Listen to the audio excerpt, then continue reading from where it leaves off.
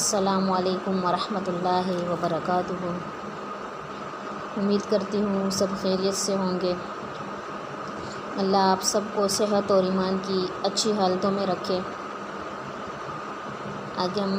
آغاز کریں گے سورۃ البقرہ کا مزید۔ نحمدہ ونصلی علی رسولہ الکریم،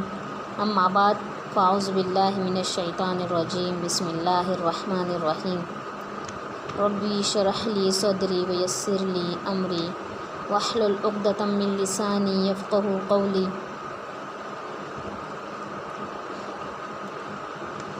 کل ہم نے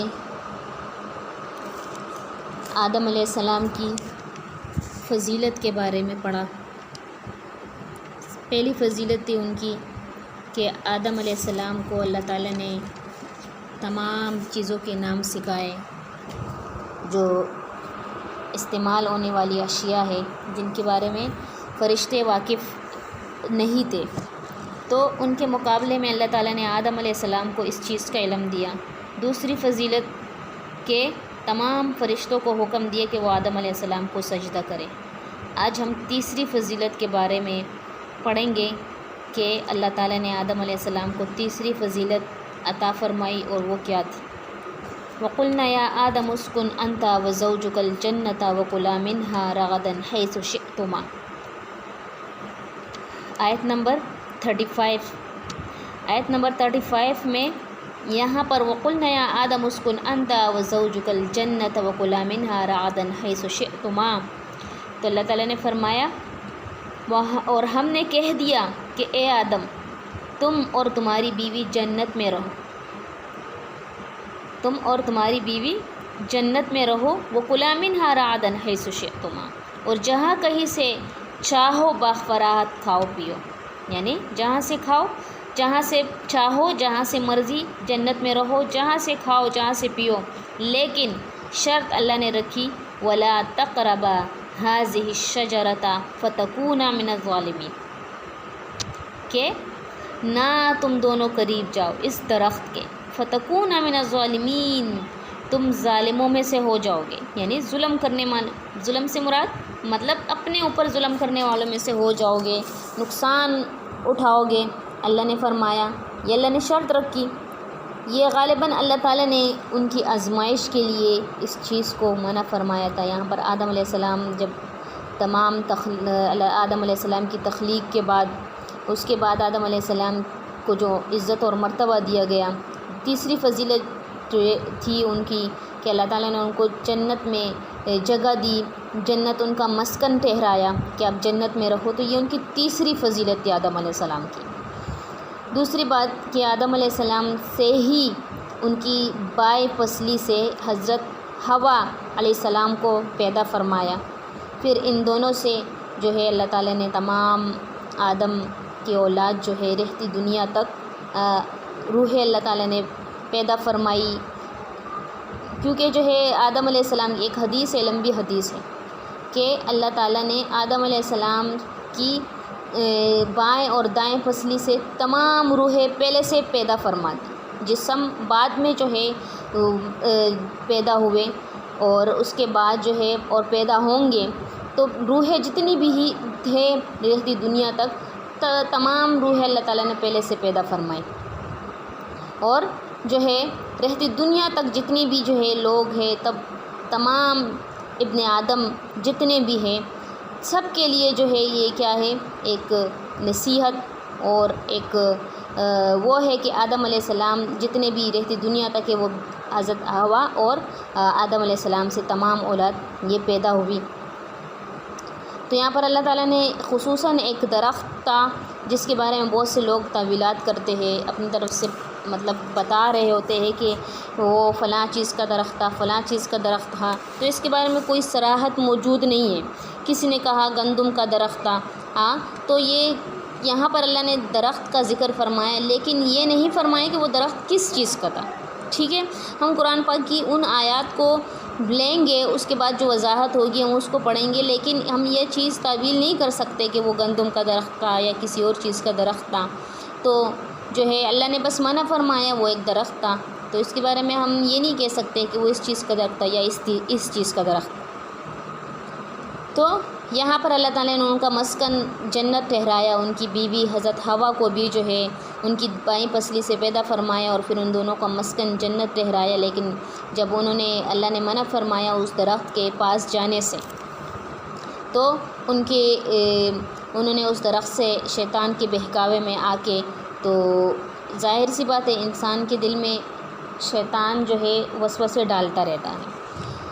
کیونکہ شیطان انسان کی خون میں ایسے دوڑتا ہے، انسان کی نسوں میں جیسے انسان کے جسم میں یہ خون دوڑتا ہے، اسی طرح جو ہے شیطان انسان کے جسم میں دوڑتا ہے اور وہ اسے غلط راستے اور غلط چیزیں جو ہے وہ دکھاتا ہے اور دل میں اس کے وسوسے ڈالتا ہے۔ غالباً ایک انسان جو ہے، مثال کے طور پر ایک بندہ نماز پڑھنے کے لیے وہ تیار ہوتا ہے، پھر اس کے بعد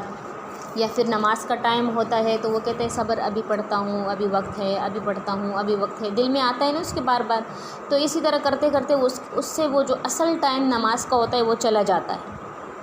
پھر جب نماز کا جو آخری ٹائم ہوتا ہے، جس وقت جو ہے جب اس کی فضیلت ختم ہو جاتی ہے نماز کی، تو پھر وہ بندہ اٹھتا ہے، نماز پڑھتا ہے، پھر وہ کوشش کرتا ہے کہ نماز پڑھ لے، لیکن وہ فضیلت، وہ ثواب اس کو نہیں ملتا۔ تو اسی طرح شیطان وسوسے ڈالتا ہے، وہ مختلف قسم کسی بھی قسم کے ہو، وسوسے شیطان ڈالتا ہے۔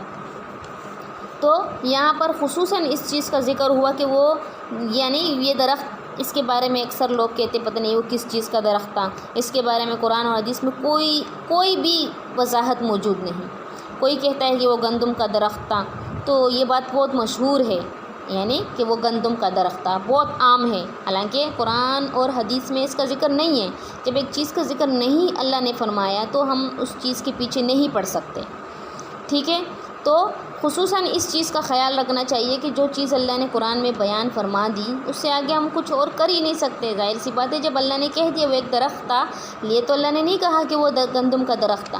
اللہ نے تو کہا کہ وہ ایک درخت تھا، تو ہم کیسے جو ہے مزید آگے وہ کر سکتے ہیں کہ نہیں وہ اس چیز کا درخت تھا یا اس چیز کا درخت تھا یا اس کا تھا، تو یہ غلط ہے۔ یہاں پر آگے جو ہے اس جنت سے ان کو پھر نکالا بھی گیا تھا، کس وجہ سے نکالا گیا تھا تو آگے اللہ نے آیات میں بیان فرما دیا، فَأَزَلَّهُمُ الشَّيْطَانُ عَنْهَا فَأَخْرَجَهُمَا مِمَّا كَانَ فِيهِ، لیکن شیطان نے ان کو بہکایا اور ان کو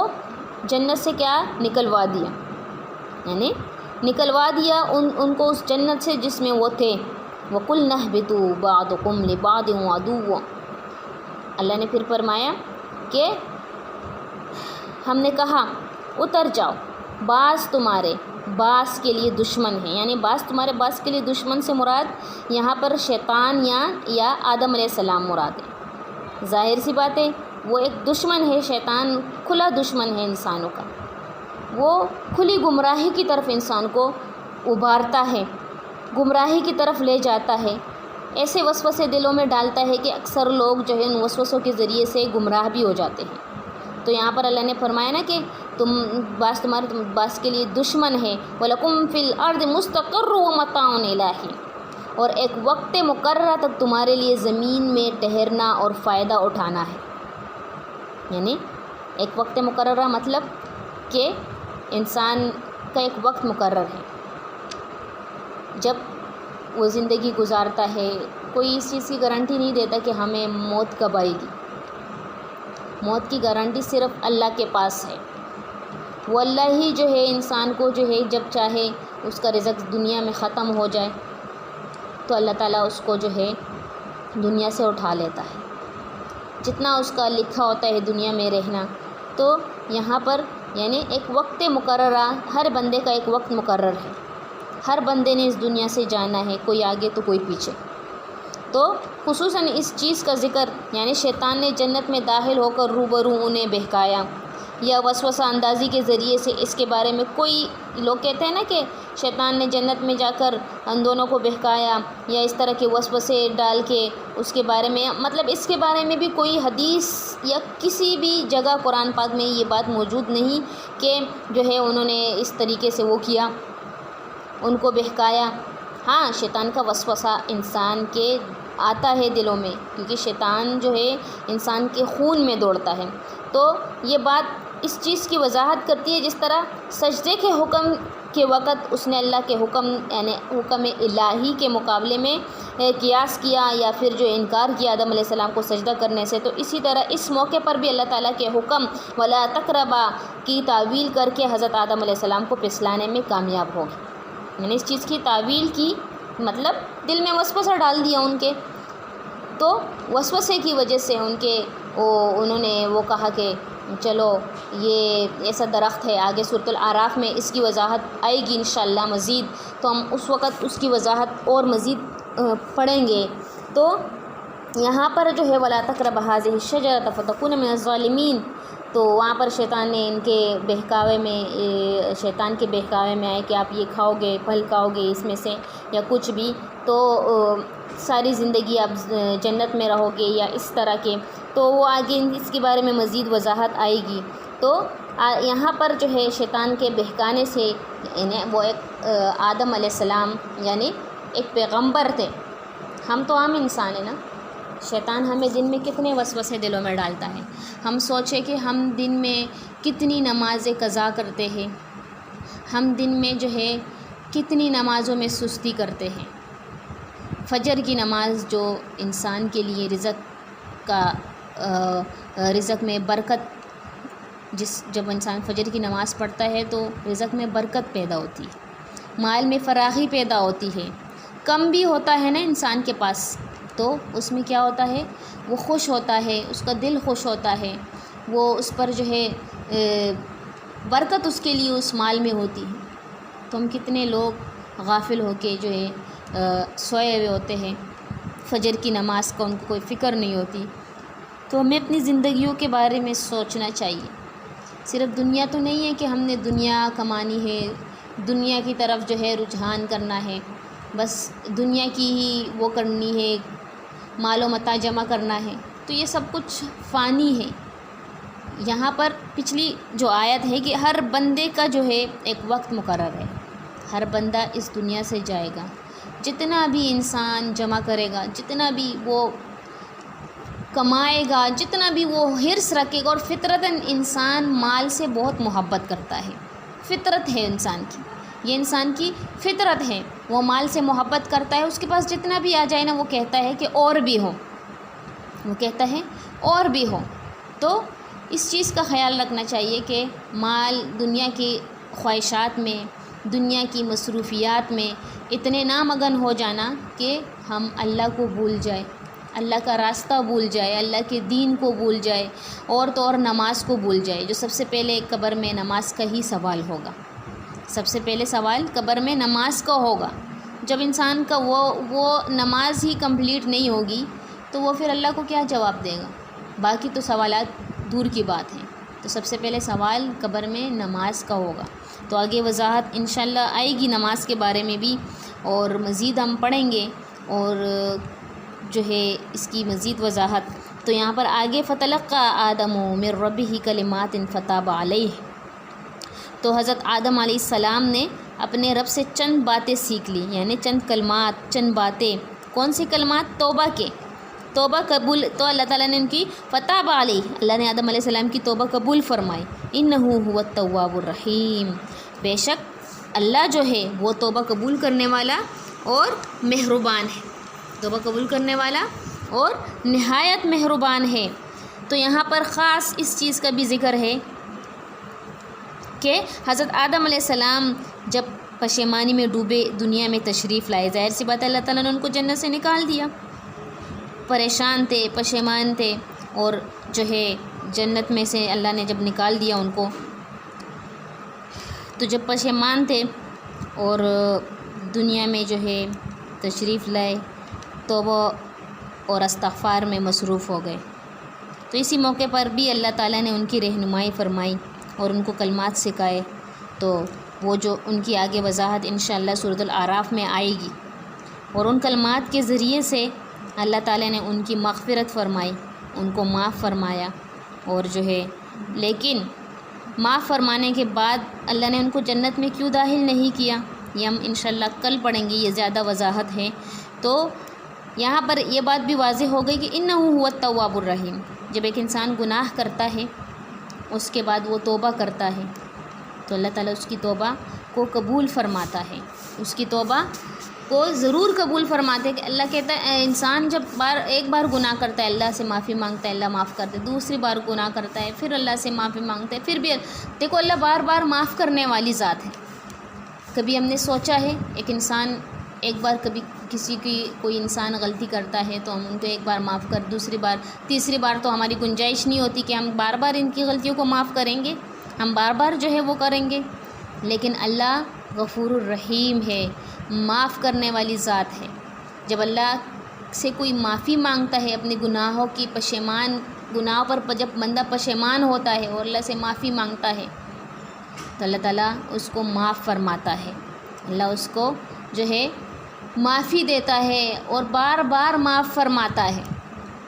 تو کبھی ہم نے اس چیز کے بارے میں سوچا کہ ہم نے کون سے ایسے گناہ کیے کہ ہمیں اس کی معافی مانگنی چاہیے؟ کون سا ایسا گناہ ہے جس سے ہمارا رب ہم سے ناراض ہو چکا ہے یا ناراض ہو جائے گا تو ہمیں معافی مانگنی چاہیے؟ تو ہر وقت اللہ کو مد نظر رکھنا چاہیے کہ اللہ کی ذات موجود ہے، اللہ ہمیں دیکھ رہا ہے، ہم جو بھی عمل کر رہے ہیں ہمیں اللہ دیکھ رہا ہے۔ تو کوشش کرنی چاہیے کہ اپنی زندگیوں میں تبدیلی لائے۔ ضروری تو نہیں ہے کہ انسان ایک ہی حال میں زندگی گزارے، تبدیلی تو اپنی زندگیوں میں لائے گا، اپنے نفس کے ساتھ وہ جہاد کرے گا، اپنے نفس کو تبدیل کرے گا اور کوشش کرے گا کہ ہمیں کیا کرنا